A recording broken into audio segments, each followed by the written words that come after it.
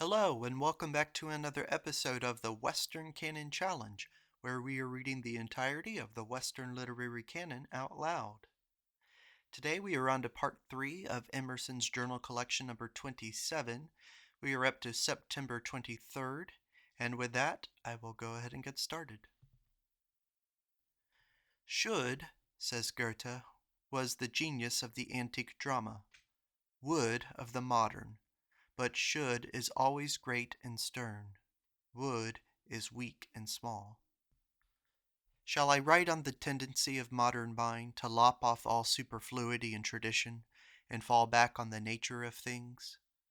Science had much charlatanism, once, of magic, and gowns and methods. Now it is reduced to strict observation. Its very experiments are simple and cheap, and it perceives the truth that the universal fact is what happens once. It works, too, with a certain praise of the mind toward simplicity, unity, in process and cause. Davy, Playfair, de Candolle, Black, Cuvier, Laplace, Arago are its names. In literature it is not different. The Romantic ate up the Doric letters and life of the old nations. The Middle Age delighted in excessive ornament, in foreign and fabulous particulars. It was farthest from the nature of things. It did not voluntarily clothe truth with fable, but any high-colored picturesque fiction pleased the savages. Roman de la Rose, Saracen giant, horse of brass, Arabian Nights, Amadis, Morte d'Arthur, these were true without knowing it and against their will. And all along the Chaucer, the Spenser, the Shakespeare, who fell into this taste of the wild and wonderful, by divine instinct drew near to man, held fast to the common. Yet they too exaggerated circumstance, and thought a king as necessary as the sky to a poem. Bacon at the same time wrote of states and kingdoms and kings and wealth, and Sidney's Arcadia how far from truth. Ben Jonson how fantastical and pedantic, and spite of the depth of their genius and their noble height of spirit and earnestness, they are very tedious writers, the Hookers and Beaumont and Fletchers. We come to Milton. Learning threatened to make him giddy, but he was wise by ancient laws, and clave to the piety and principle of his times. A whole new world of science and reflective thought has since opened which he knew not. Addison, Pope, and Swift played with the trappings and not with the awful facts of nature. There is in all the great writers, especially in Dr. Johnson and Burke, occasional perception and representation of the necessary, the plain, the true, the human. Intimations that they saw the adamant under all the upholstery of which their age made so much. But the political changes of the time, which have unfolded every day with a rapidity sometimes terrific, the democratic element, have shown the nullity of these once highly prized circumstances, and given a hollow sound to the name of king and earl and lord. Vast quantities of the stock literature of the past, the pastoral poems, the essays, the sermons, the politics, the novels, turning on merely local and phenomenal questions, written from the understanding and vital with no inspiration of reason, is perishing. The French period brought Rousseau and Voltaire into the field and their army of encyclopedists to speak for the people and protest against the corruptions and tyrannies of monarchy. Pascal uttered amidst his polemics a few thrilling words. Paine and the infidels began with good intentions, and the Cobbetts and Malthuses and Benthams have aimed at the same. Foolish men, but dominated by a wisdom of humanity. Franklin popularized. In England, however, at last there arose Coleridge, Southey, and Wordsworth, men who appreciated man and saw the nullity of circumstances. Smollett, Fielding, and Goldsmith treat only of the life of common sense, the apparent. These writers perceive the dependence of that on the life of the reason, or the real. Their spirit diffuses itself into pulpits and parliaments and magazines and newspapers. This came deepest and loudest out of Germany, where it is not the word of few, but of all the wise.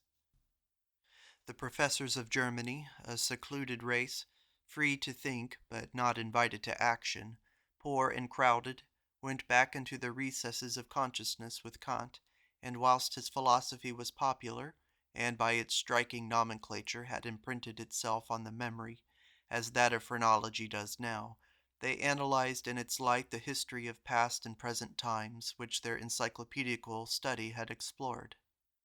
All geography, all statistics, all philology was read with reason and understanding in view, and hence the reflective and penetrating sight of their research. Niebuhr, Humboldt, Müller, Heeren, Herder, Schiller, Fichte, Schlegel. A portion of their poets and writers are introversive to a fault, and pick every rose to pieces. Tieck and Richter. Wieland writes of real man, and Herder, and above all Goethe. He is the high priest of the age. He is the truest of all the writers. His books are all records of what has been lived, and his sentences and words seem to see. What is good that is said or written now lies nearer to men's business and bosoms than of old. What is good goes now to all. What was good a century ago is written under the manifest belief that it was as safe from the eye of the common people as from the Tartars. The universal man is now as real in existence as the devil was then. Prester John no more shall be heard of. Tamerlane and the buccaneers vanish before Texas, Oregon Territory, the Reform Bill, the abolition of slavery and of capital punishment, questions of education and the reading of reviews, and in these all men take part. The human race have got possession, and it is all questions that pertain to their interest, outward or inward, that are now discussed, and many words leap out alive from bar-rooms, lyceums, committee rooms, that escape out of doors and fill the world with their thunder.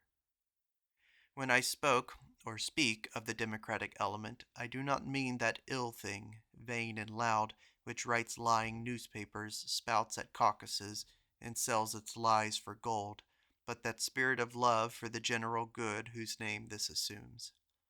There is nothing of the true democratic element in what is called democracy. It must fall, being wholly commercial. I beg I may not be understood to praise anything which the soul in you does not honor, however grateful may be the names to your ear and your pocket. September 24th. I think the same spirit of reform in the same direction, by applying itself more truly to the nature of things, may be seen in the religion of this day. It repudiates the unnecessary traditions, and says, "What have I to do with them? Give me truth." The unbelief of the day proceeds out of the deepest belief. It is because men see that the personalities of Christendom and its ecclesiastical history are a pile of draff and jackstraws beside the immutable laws of moral nature. A doctrine about baptism, for example, compared with the obligation to veracity, and any picture or declamation about the employments and felicities of the good in heaven compared with what man doth, and therefore teacheth by all his organs every day. All the devils respect virtue. There is, it has been said, and perhaps we all have seen history enough to prove it, a certain demoniacal force in some men, which without virtue and without eminent talents, yet makes them strong and prevailing. No equal appears in the field against them. A force goes out from them which draws all men and events into their favor. Lies and truths, crimes and mistakes seem equally to turn to their account, and only virtue beats them. Their own vice poisons their life, defeats their victory, besmears their glory, and unmakes their being, so that in a few years their whole fame goes out in an unclean smoke. But virtue, or the sentiment of the right, is the immutable victor of the universe. And what is virtue? It is adherence of actions to the nature of things. It remains to be taught in no words that can be evaded, but in words of fate, that what a man does, that he has, that he is his own giver of joy and pain, that with God is no paltering or double dealing, and all hope may, in front of him, be left behind, that a man may regard no good as solid but that which is the fruit of his nature, and which must grow out of him as long as he exists. This is to walk in the light. Here is no hope and no fear, but plain sight. There is no concealment. There is no truth in the proverb that if you get up your name, you may safely play the rogue. Thence the balancing proverb that in every wit is a grain of fool.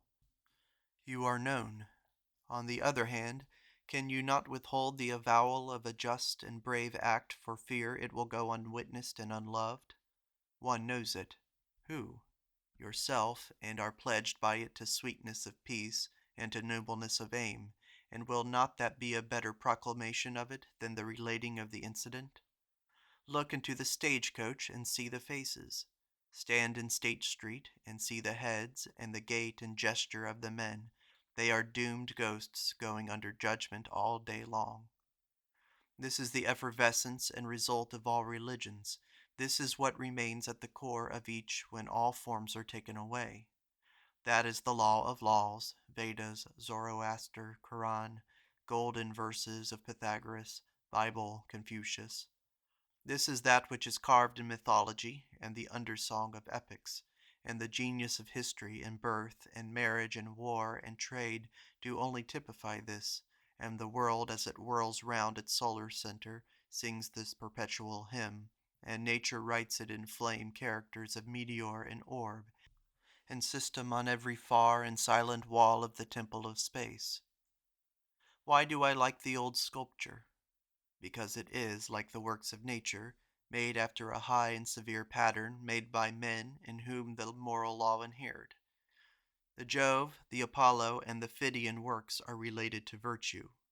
Gladly would I come nearer to the fact, but I must content myself with this coarse and remote generality. See also what is writ in my journal at Naples on this subject. September 26th.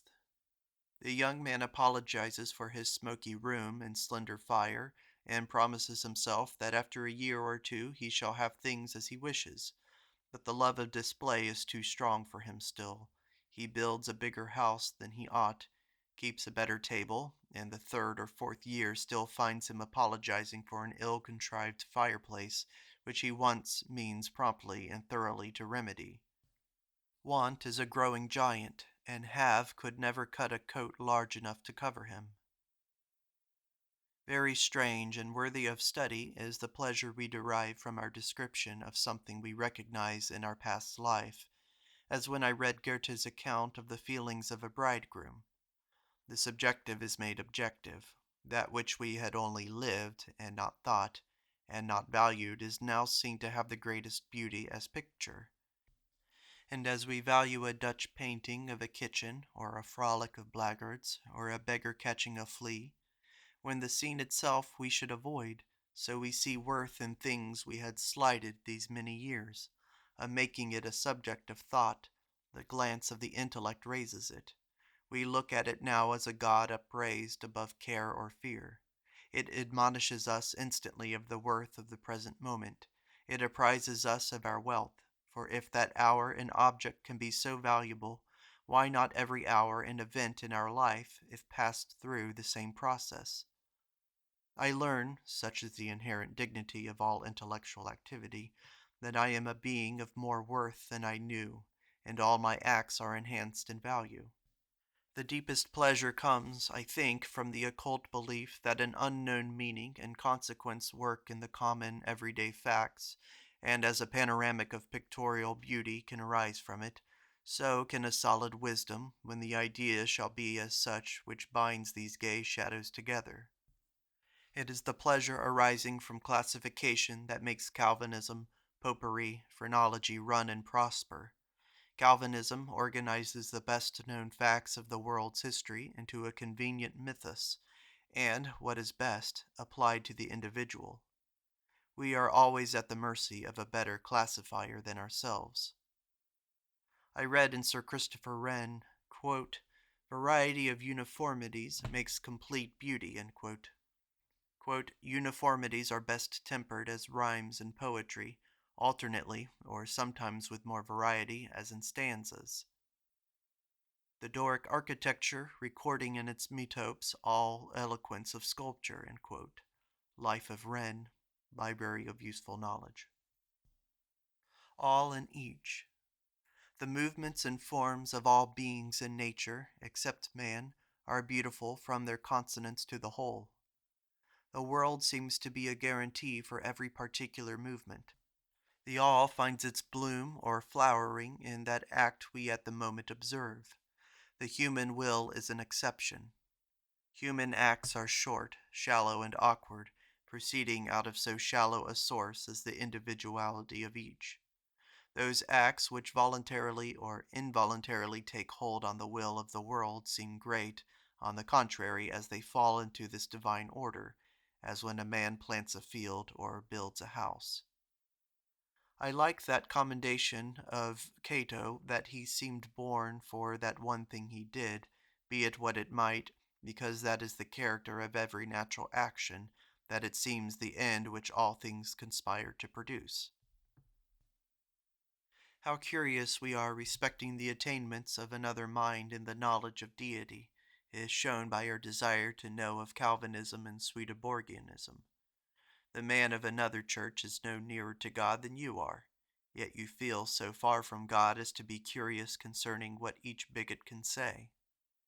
In other words, sectarianism is the ignorance of God. When I am sane and devout, I see well what sort of revelation a good man hath. I see my curiosity concerning revivals and devotees to be vain. I oversee them. September 27th. Let us continue the application of our criticism to art. What must be the principles after which it can be reformed? Art is the creation of beauty, but nothing is arbitrary, nothing is insulated in beauty. Why not in architecture? The temple decorated with sculptures is better for religious worship than one unadorned. I suppose that a painting pleases somewhat as a poem does. It is an impersonated action. It is the past restored, the fear is taken out of it, it is eviscerated of care, it is offered merely for the contemplation as a part of the universe of God. What is addressed to us for contemplation does not threaten us, but makes us intellectual beings, and appeals to the vaticinating reason, and asks whether the object be agreeable to the pre-existent harmonies. A work of art is something which the reason created in spite of the hands. It was the work of inspired moments, and now it is presented to the reason again for judgment. Its charm, its wonder is heightened by its contrast to the things around the vulgar thoughts, and by its kindred to the works of nature. September 28th. Some kindred pleasures does architecture give. The cobweb, the bird's nest, the silver counterpane of the stone spider, the cocoon, the honeycomb, the beaver dam are the wild notes of nature. The wigwam, the tent, the mound are the elements of it in man. Rome, Athens, the Colosseum, the Cathedral of Strasbourg, the obelisk are the poems in which he has allowed his higher thought on the foundation of the necessary to fulfill its demands to the last hair. A very good discourse on marriage might be written by him who would preach the nature of things. Let him teach how fast the frivolous external fancying fades out of the mind. Let him teach both husband and wife to mourn for the rapid ebb of inclination not one moment, to yield to it no tear. As this fancy picture, these fata morgana, this cloud scenery fades forever. The solid mountain chains whereupon the sky rests in the far perspective of the soul begin to appear. The parties discover every day the deep and permanent character each of the other as a rock foundation on which they may safely build their nuptial bower. They learn slowly that all other affection than that which rests upon what they are is superstitious and evanescent, that all concealment, all pretension is wholly vain, that to the amiable and useful and heroic qualities which inhere in the other belong a certain portion of love, of pleasure, of veneration, which is as exactly measured as the attraction of a pound of iron, that there is no luck, nor witchcraft, nor destiny, nor divinity in marriage that can produce affection, but only those qualities that by their nature extort it, that all love is mathematical. He who seeks self-union is accused of injustice and inhospitality. People stretch out to him their mendicant arms, to whom he feels that he does not belong and who do not belong to him. He freezes them with his face of apathy, and they very naturally tax him with selfishness. He knows it is unjust. Send me, he says, cold, despised, and naked, the man who loves what I love, the man whose soul is regulated and great, and he shall share my loaf and my cloak. But people of this class do not approach him, but the most unfit associates hasten to him with joy and confidence that they are the very ones whom his faith and philosophy invites. They mar all his days with their follies, and then with their tacit reproaches, so that his fair ideal of domestic life and serene household gods he cannot realize, but is afflicted instead with censures from the inmate, censures from the observer, and necessarily, if he be of a sympathetic character, censures from himself also. I suppose he must betimes take notice of this fact, that the like-minded shall be sent him, that Apollo sojourns always with the herdsmen of Admetus, that he must not be too much a utilitarian with too exact calculation of profit and loss, but must cast his odors round broadcast to the gods, heedless if they fall upon the altar or upon the ground, for all the world is God's altar. Let his music be heard, let his flowers open, let his light shine, believing that invisible spectators and friends environ him, and honorable afar is a kindness done to the obscure. Moreover, when once he attains a spiritual elevation sufficient to understand his daily life and the ministry to him of this motley crew, this galling prose will be poetry. For hospitality, however the duties will clear themselves, give cake and lemons to those who come for such, and give them nothing else, and account yourself cheaply let off. And if those seek you whom you do not seek, hold them stiffly to their rightful claims. Give them your conversation, be to them a teacher, utter oracles, but admit them never into any infringement on your hours. Keep state. Be their priest, not their companion, for you cannot further their plans, you cannot counsel them on their affairs, and you have never pledged yourself to do so by confounding your relation to them. Every law will some time or other become a fact. It is idle talking to discourse of history unless I can persuade you to think reverently of the attributes of your own mind. If you persist in calling a quadrant a crooked stick, and will not sufficiently credit its relation to the sun and the celestial sphere, to put it to your eye and so find the sun, you can never learn your latitude. But true it is that the intelligent mind is forever coming into relation with all the objects of nature and time, until from a vital point it becomes a great heart from which the blood rolls to the distant channels of things, and to which, from those distant channels, it returns. The fine prints and pictures which the dentist hangs in his anteroom have a satirical air to the waiting patient. Political economy. Every cent in a dollar covers its worth, perhaps also covers its woe. If you covet the wealth of London, undoubtedly it would be a great power and convenience, but each pound and penny is a representative of so much commodity, so much corn and labor, and of necessity also of so much mold and pain, of so much good certainly, but of necessity also of so much evil.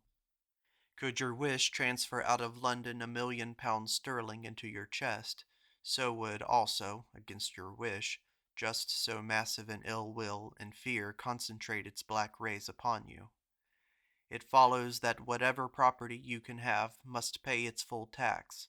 If it comes not out of the head, it comes out of the tail. Pay the state its full dividends, and if your means increase, pay society its full dividend by new exertion of your faculty for its service, or you must pay a debt to fate, to the Eumenides, and such doom of loss, degradation, or death as they shall choose. An able man is as rich as the world. How much water is there, you ask, when the rain begins to fall? Why, all in the planet, if wanted. And an able merchant takes up into his operations first and last all the property of the world. He bases his projects upon it. Why is there no genius in the fine arts in this country?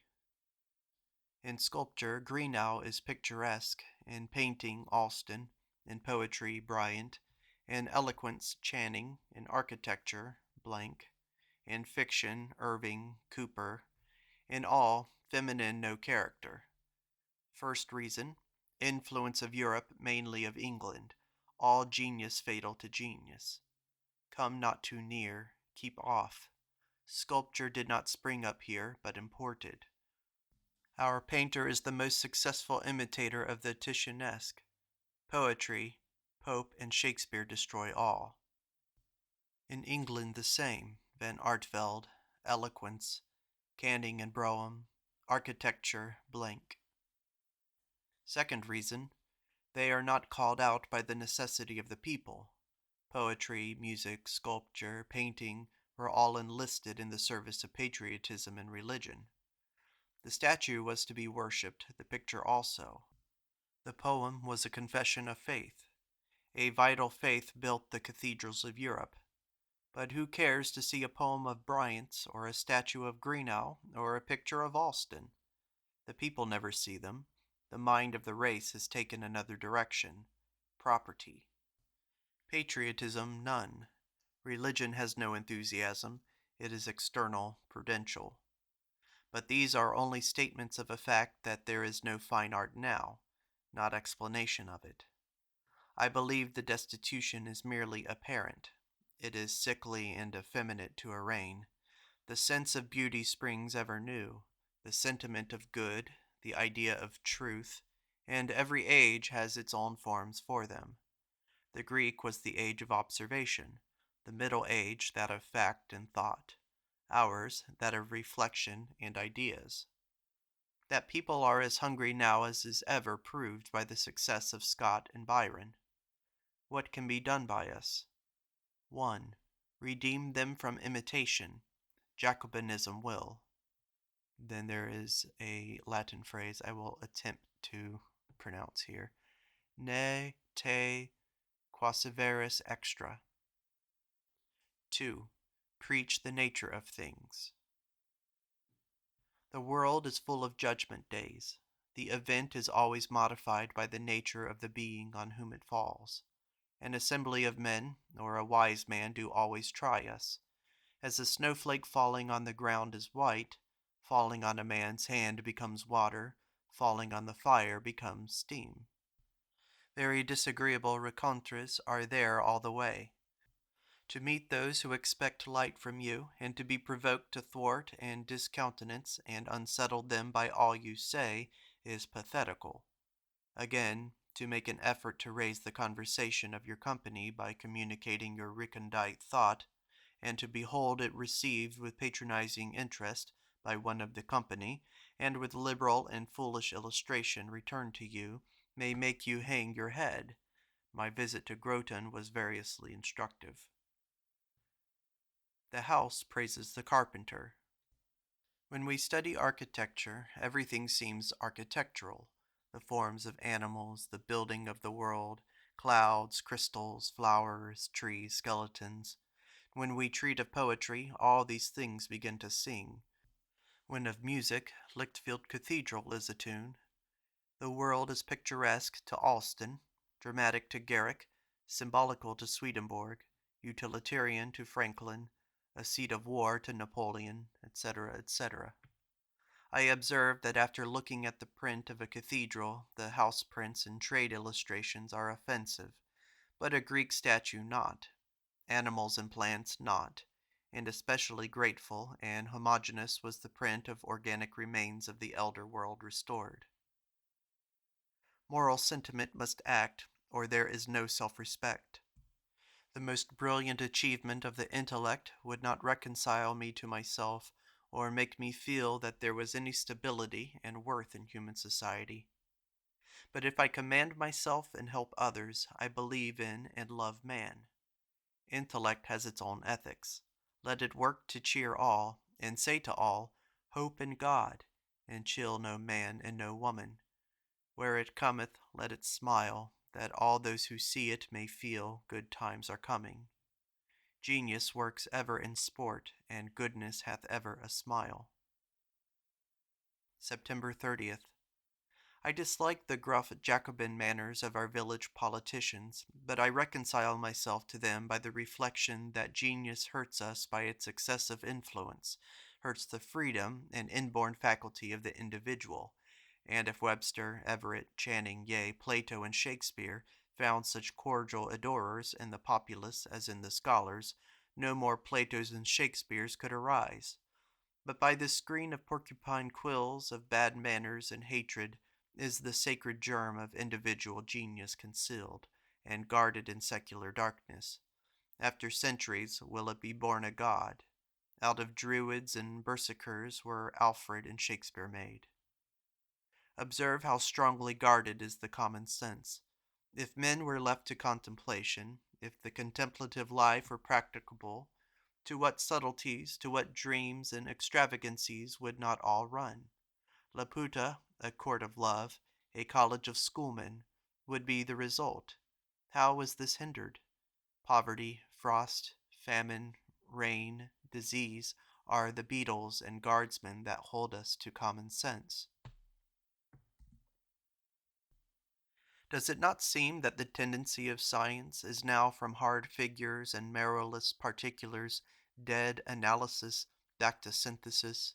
That now ideology mixes therewith, that the education of the people forces the savant to show the people something of his lore, which they can comprehend, and that he looks for what humanity there remains in his science, and calls to mind by finding it valued, much that he had forgotten.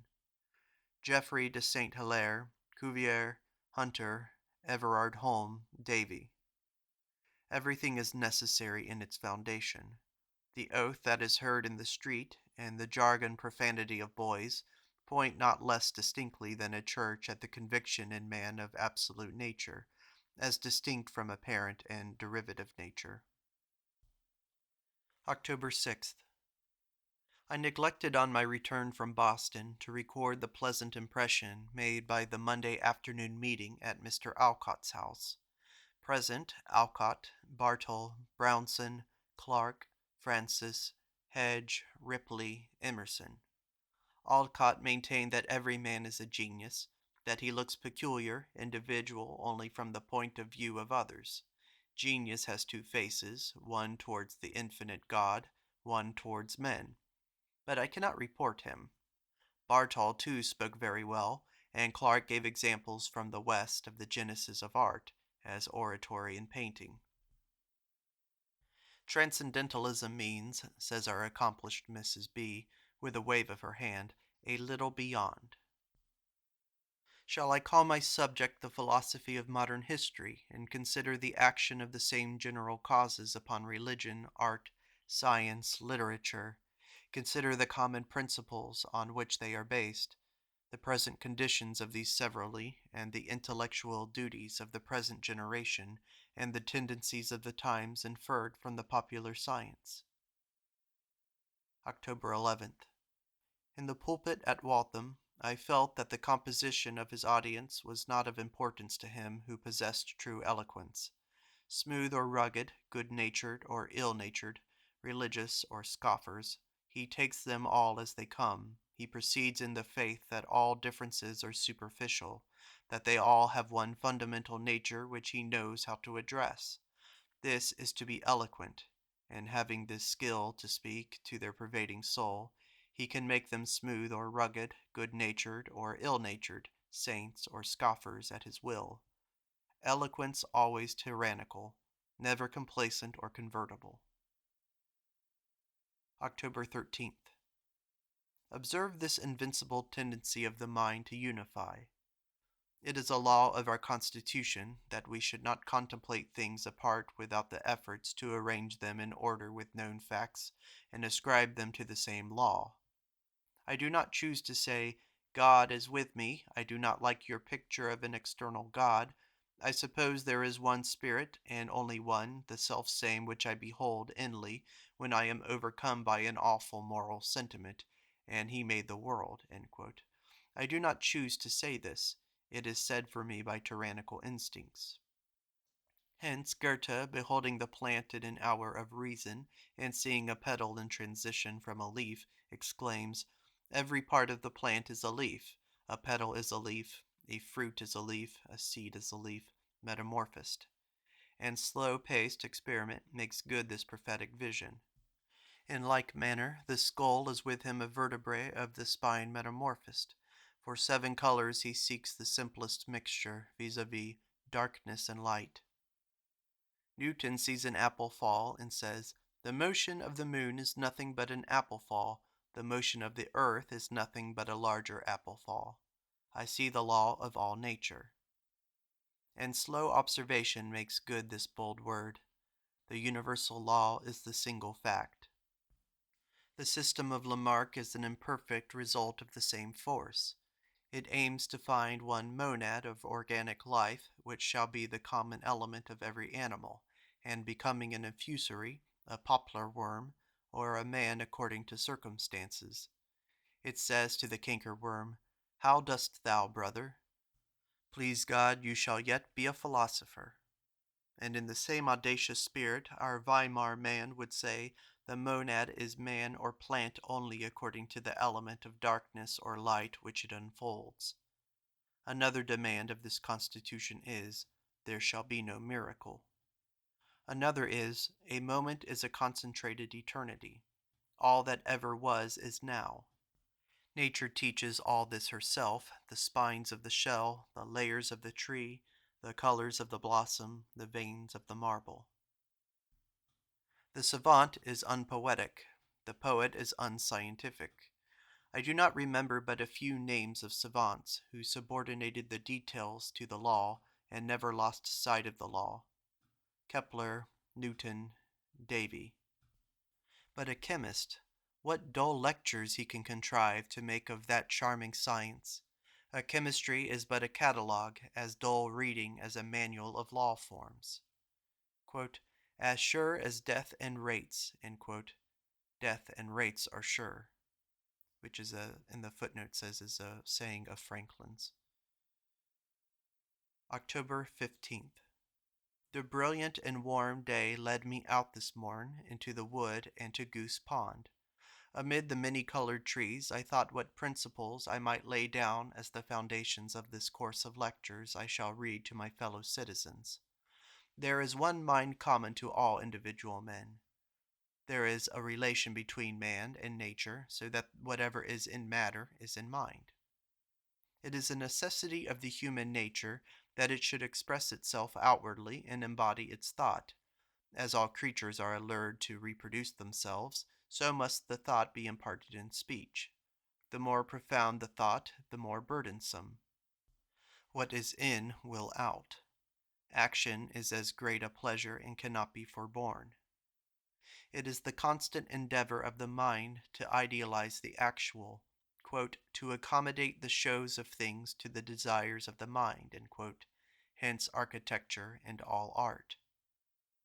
It is the constant tendency of the mind to unify all it beholds, or to reduce the remotest fact to a single law, hence all endeavors at classification. There is a parallel tendency, corresponding unity, in nature which makes this just, as in the composition of the compound shell, or leaf, or animal from few elements. There is a tendency in the mind to separate particulars, and in magnifying them, to lose sight of the connection of the objects with the whole, hence all false views, sects.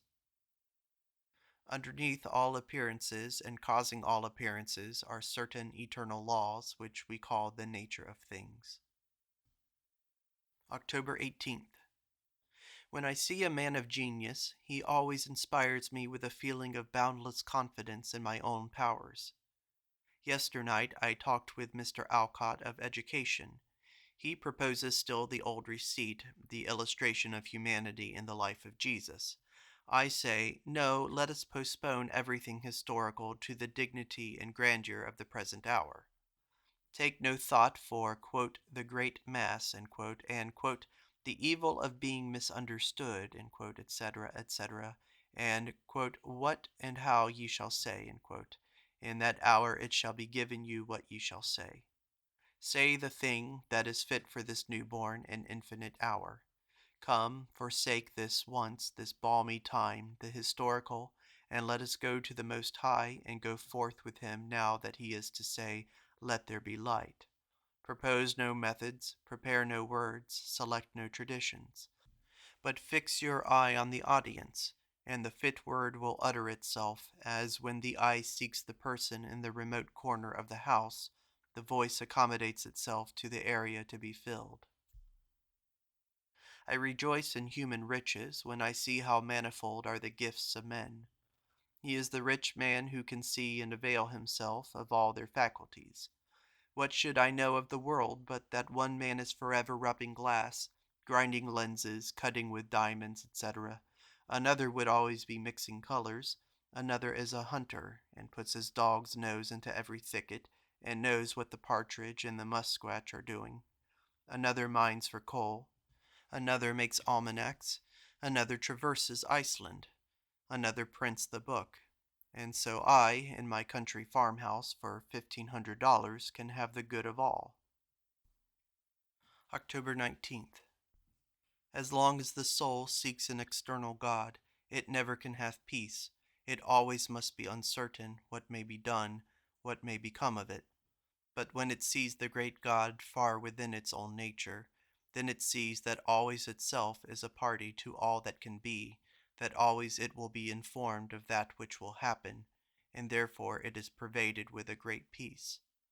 The individual is always dying. The universal is life. As much truth and goodness as enters into me, so much I live. As much error and sin, so much death is in me. Yet reason never informs us how the world was made. I suppose my friends have some relation to my mind.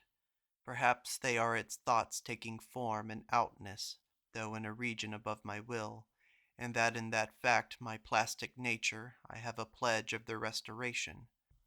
That is, again hereafter I shall be able to give my thoughts outness and enjoy myself in persons again. 'Tis very strange how much we owe the perception of the absolute solitude of the spirit to the affections. I sit alone and cannot arouse myself to thoughts. I go and sit with my friend, and in the endeavor to explain my thought to him or her, I lay bare the awful mystery to myself as never before, and start at the total loneliness and infinity of one man. October 20th. Nature works unique, we say, through myriad forms, so that music, optics, galvanism, mechanics still are only divers versions of one law. Is it that she pervades the soul of man with the same unity that thus he will classify and unify? Are they two facts or one, these? Man aims ever to reduce compound appearances to one law. The complex appearances are reducible to a few principles, as the history of literature is one few ideas and even a few tales. October 21st. On time, 3 sentences. I am glad of a day when I know what I am to do in it. There is no time to brutes. The only economy of time is in every moment to stick by yourself. October 23rd. The unity in nature never invites us to indolence, but to everlasting and joyful labor. You learn as much from chemistry as from a farm or a shop, that to negligence and pleasure things are dark, brutish, and malignant. Chemistry, astronomy, surprise all the time, and the appointed way of man from infancy to omniscience is through an infinite series of pleasant surprises. October 23rd. I wrote to William tonight. How little masters we are of our wits. Mine run away with me. I don't know how to drive. I see them from afar, then they whisk by me. I supplicate, I grieve, I point to the assembly that shall be, but the inexorable thoughts will neither run in pairs, nor in strings, nor in any manageable system. But necessity is lord of all, and when the day comes comes always the old lord, and will harness the very air, if need be, to the cart. My lectures are anything but civil history. Modern history is but a nom de guerre. But so much lecturing, and now a little printing, has bronzed me, and I am growing very dogmatic, and I mean to insist that whatsoever elements of humanity have been the subjects of my studies constitute the indisputable core of modern history. To such lengths of madness trot we, when we have not the fear of criticism before our eyes, and the literary man in this country has no critic. October 24th. The understanding speaks much, the passions much, the soul seldom. The only friend that can persuade the soul to speak is a good and great cause. Out it comes, now and then, like the lightning from the cloud, and with an effect as prodigious. This is the end of Part 3 of Emerson's Journal Collection number 27, dating from 1836. Thank you for listening.